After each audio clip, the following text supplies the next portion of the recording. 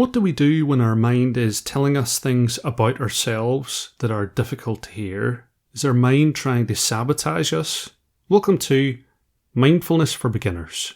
Hello my friend, hope you're happy, hope you're peaceful. It's your old pal Sean, and thanks to everyone who's supporting the podcast on Patreon. You can join via the link in the description.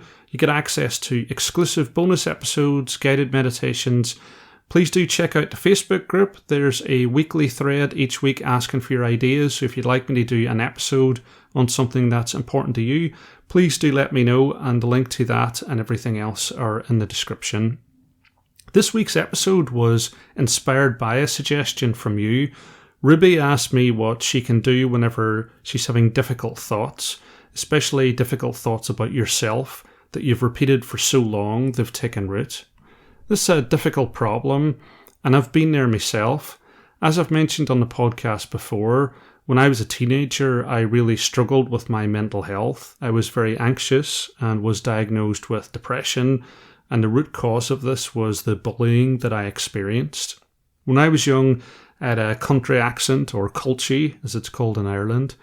To the sophisticated ear of the city folk where I went to Catholic school, my bumpkin parlance, short stature and lack of social skills made me easy fodder, and I didn't have a very easy or enjoyable time during my secondary education. I learned, though, almost by accident, that bullying itself is super effective on those that enjoy pushing other people around.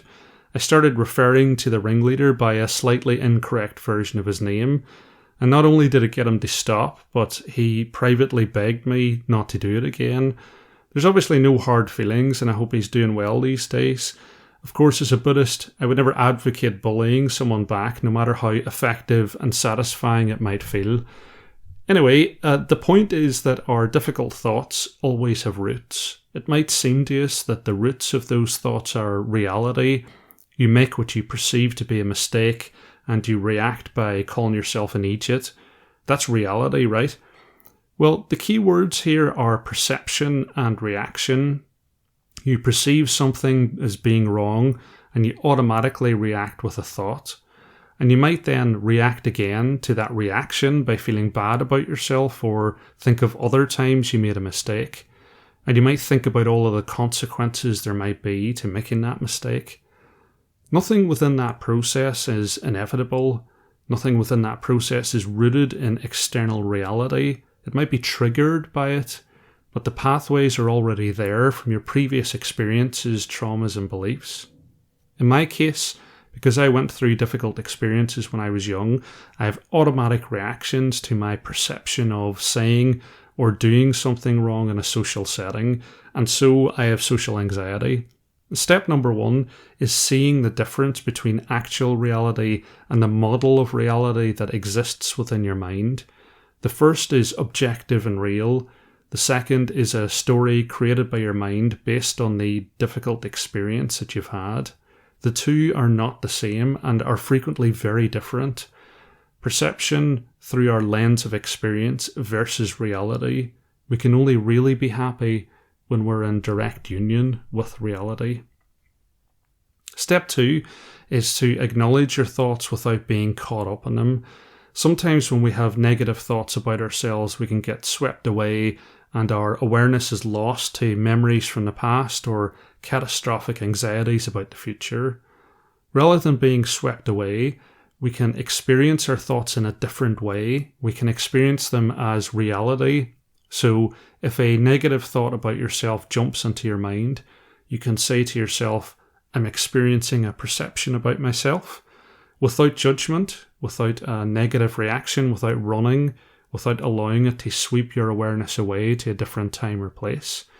You can simply sit with it, smile to it, and allow it to pass out of your awareness and return your awareness to the external reality, the present moment, whether that's your breath, a conversation with somebody else, or an activity. You can see that you're not your thoughts. Your thoughts are simply mental events that you experience. They're nothing more than that. And a lot of the time, a difficult thought creates a battle within ourselves. Something triggers the thought.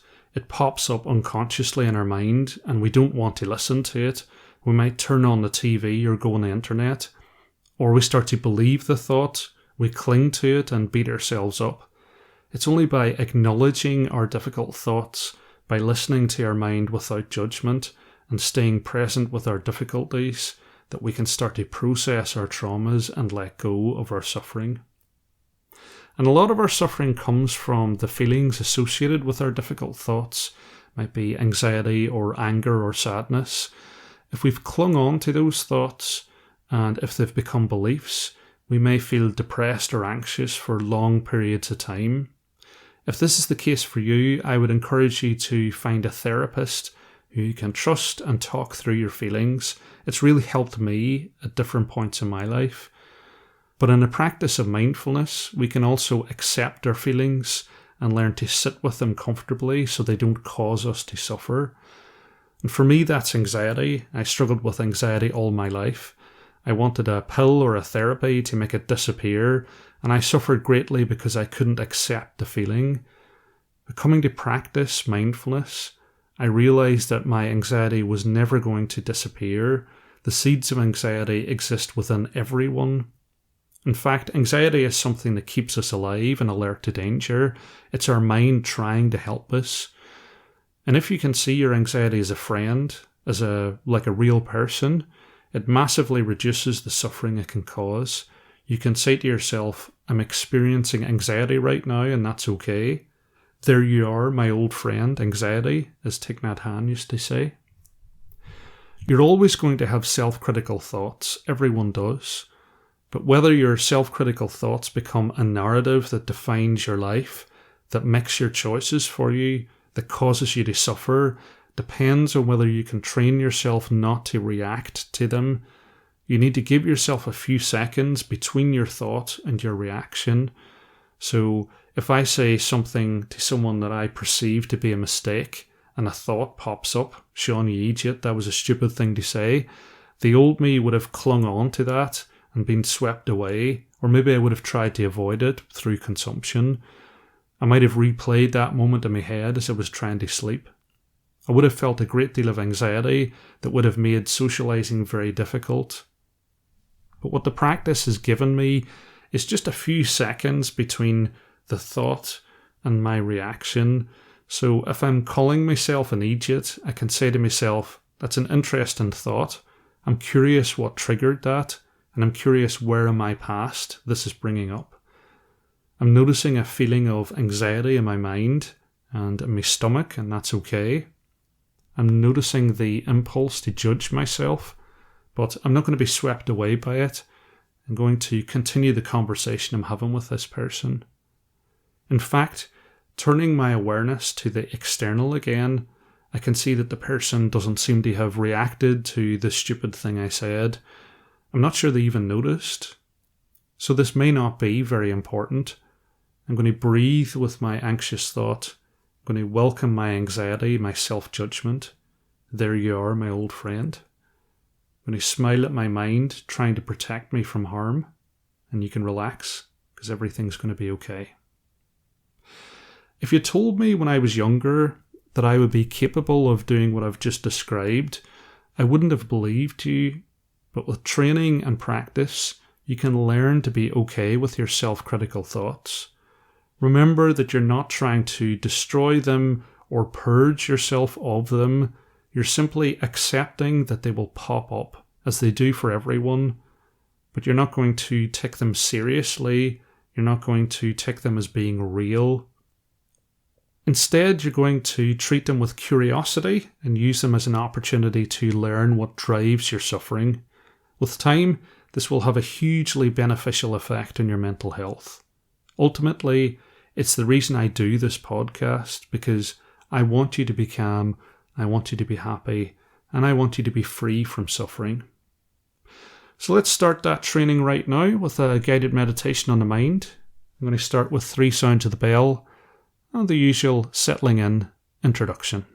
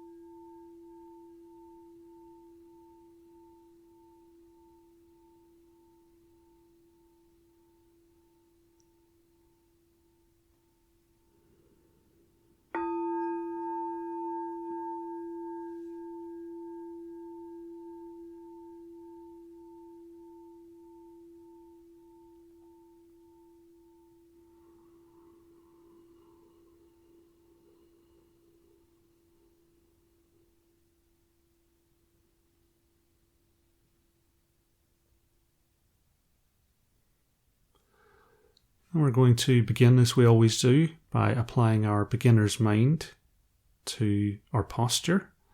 So I would invite you to imagine that you have a thread attached to the crown of your head, and it's gently pulling you upwards into an upright position, your spine like a stack of coins, your heart raised upwards and outwards, your hands comfortably in your lap,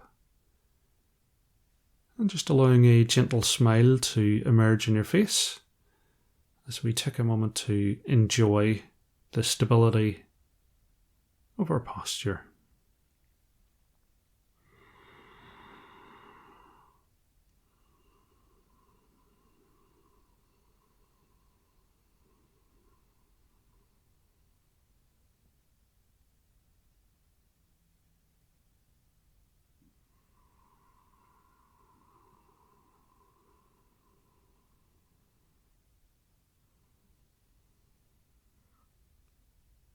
And expanding that spotlight of awareness to your entire body, noticing where you feel warm or cold, noticing where you feel tense or relaxed, becoming aware of the sensation of the clothes against your skin, and the points of contact between your body and the chair and the floor.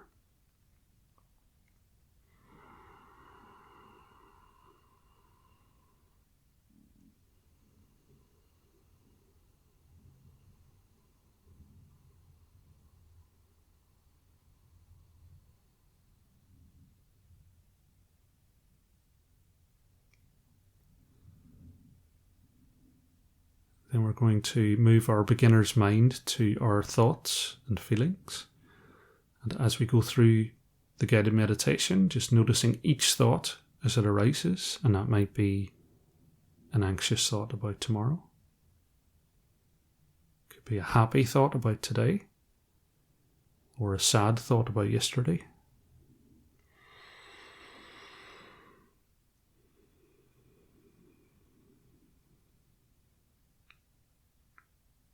Just sitting with each thought for a moment, allowing it to leave, and gently, and without judgment, bringing your attention back to your breath.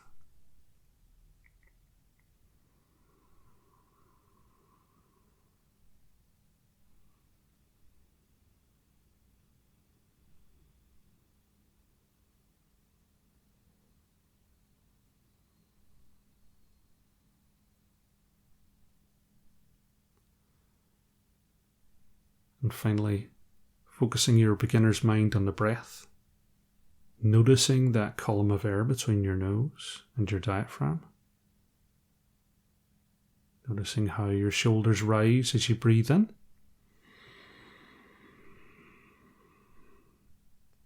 Where your stomach falls as you breathe out.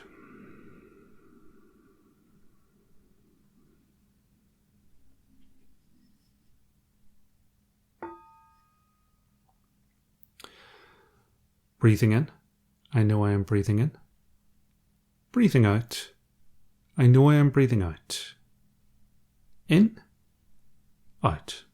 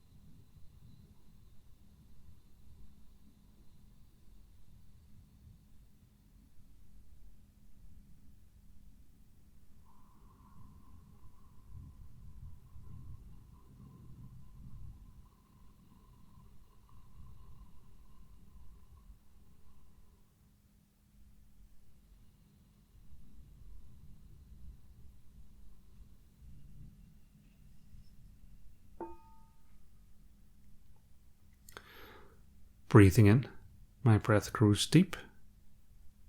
Breathing out, my breath goes slow. Deep, slow.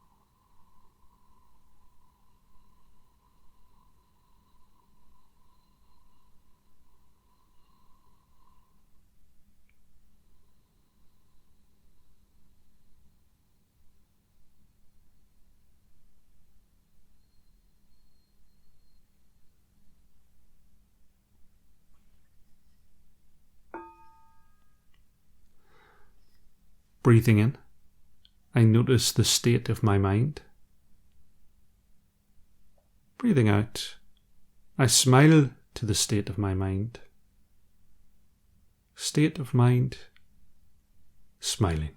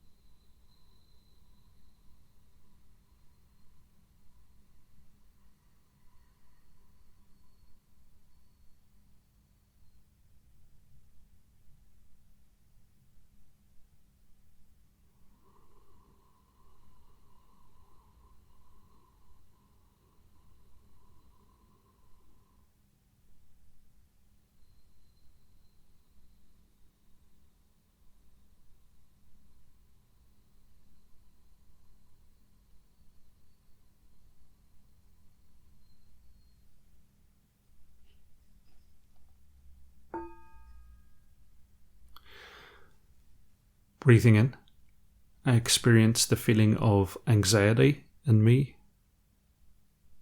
Breathing out, I smile to the feeling of anxiety in me. Experiencing anxiety, smiling.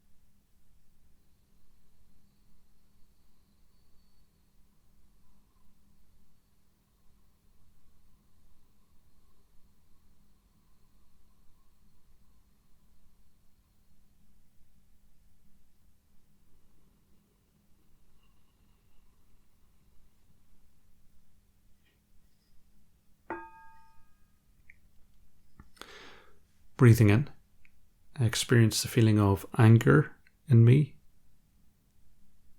Breathing out, I smile to the feeling of anger in me. Experiencing anger, smiling.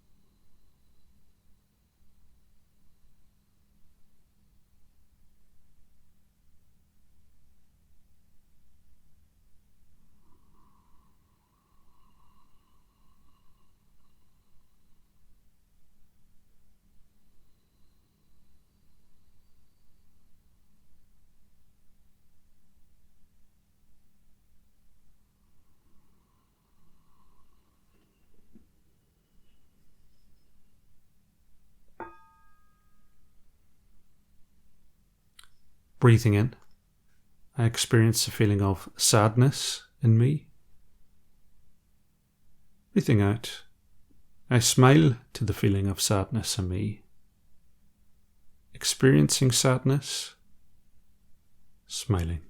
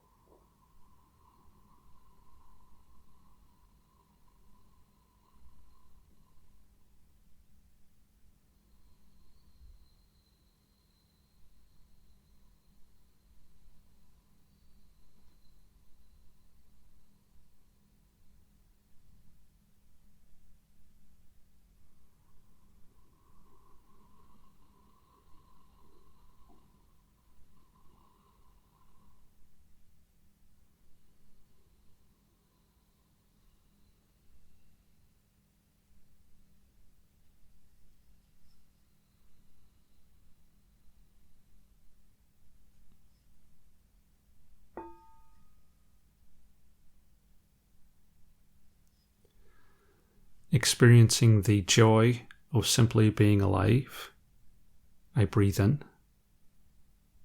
Smiling to the joy of simply being alive, I breathe out.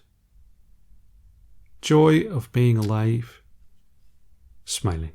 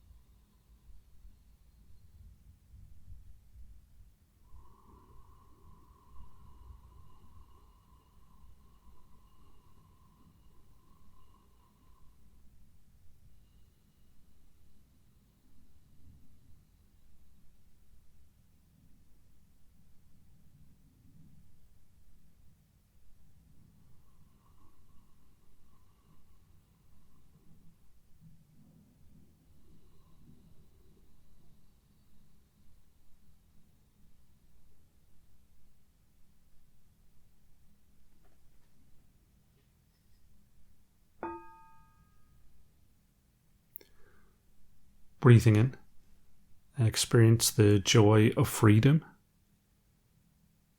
Breathing out, I smile to the joy of freedom. Joy of freedom,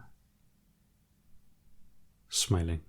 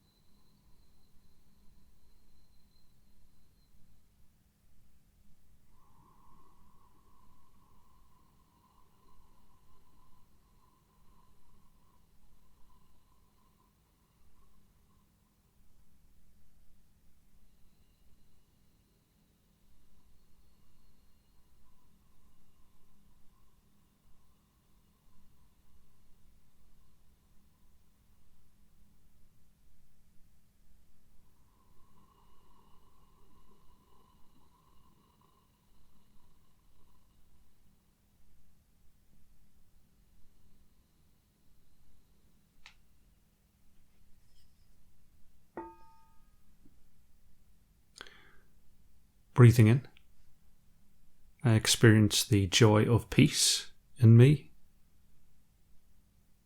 Breathing out, I smile to the joy of peace. Joy of peace, smiling.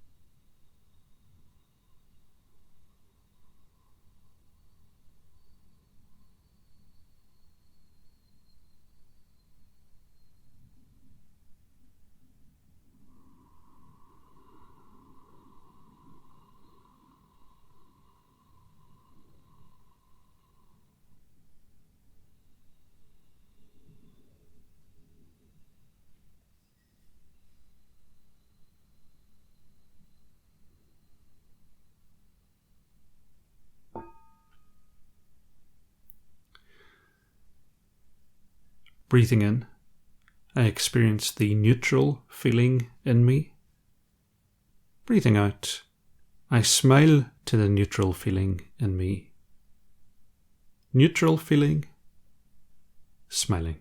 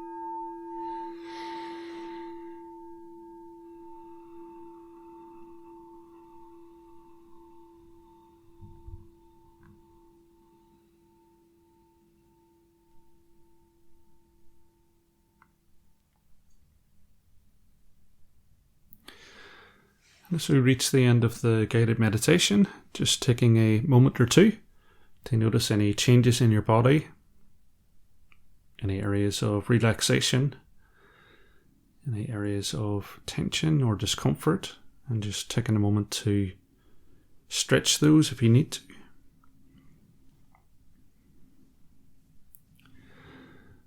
Noticing any changes in your mind, and if you feel a sense of calm or peace, then I would invite you to carry that through the rest of your day.